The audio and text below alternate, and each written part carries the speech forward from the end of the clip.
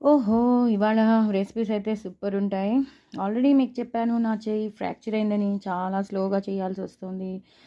So, అప్పుడప్పుడు ఏమవుతుందంటే, సాంబార్ లాంటివి, అలా లిక్విడ్స్ లాంటివి ఏమైనా ఉంటే, అవి 2 డేస్ పనికొచ్చేస్తాయి కాబట్టి, అలా అడ్జస్ట్ అయిపోతున్నాను.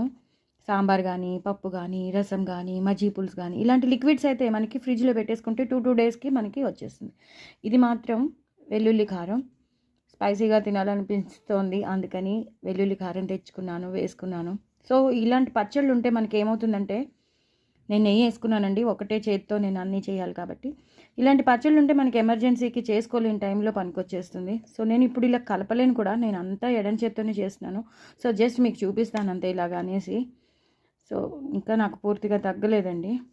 సో, ఇలాంటి టైంల్లో ఏమవుతుందంటే మనకి ఎమర్జెన్సీకి ఇలాంటి పచ్చళ్ళు చేసుకొని పెట్టేసుకుంటే ఇవి నిలవ కూడా ఉంటాయి కాబట్టి మనకి ఆహ్, క మన సిట్యుయేషన్స్‌కి, కండిషన్స్‌కి పనికొచ్చేస్తాయి. అలాగే వెల్లుల్లి పొడి. ఈ వెల్లుల్లి పొడి కూడా నేను మీకు షేర్ చేశాను. త తప్పకుండా మీరు చూడండి, చేసుకోండి. ఎంతో, ఎంతో, ఎంతో టేస్టీగా ఉంటుందిది.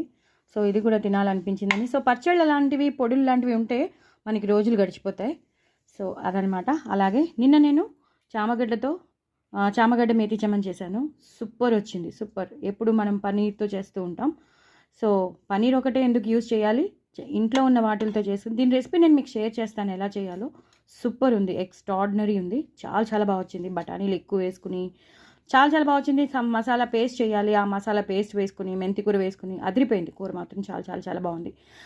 చపాతీలోకి బాగుంటుంది, రోటీలోకి బాగుంటుంది, పూరీలోకి బాగుంటుంది, నాన్స్‌లోకి బాగుంటుంది, అన్నిట్లోకి బాగుంటుంది. ప్లస్ ఇలాంటి మెయిన్ కోర్స్ రైస్‌లోకి కూడా చాలా బాగుంటుంది. సో, వడియాలు నంచేసుకొని తినేస్తాను. అలాగే పెరుగు కూడా వేసేసుకుంటే లాస్ట్ మెనూ అయిపోతుంది. సో, ఇదనమాట ఇవాళ. సో, మీరు కూడా ఎప్పుడైనా సరే పచ్చళ్ళు మాత్రం, పొళ్ళు మాత్రం మన ఇంట్లో ఉంటే మన జీవితాలు వెళ్ళిపోతాయి. ఏమంటారు? మీరు అవునంటారా? కాదంటారా? కామెంట్ బాక్స్‌లో పెట్టండి. చాలా చాలా టేస్టీ రెసిపీస్. ఇది మాత్రం నేను మీకు షేర్ చేస్తున్నాను. పిల్లలకి చాలా చాలా నచ్చింది. తప్పకుండా చేసుకోండి. ఎంజాయ్ చేయండి. బాయ్ అండి.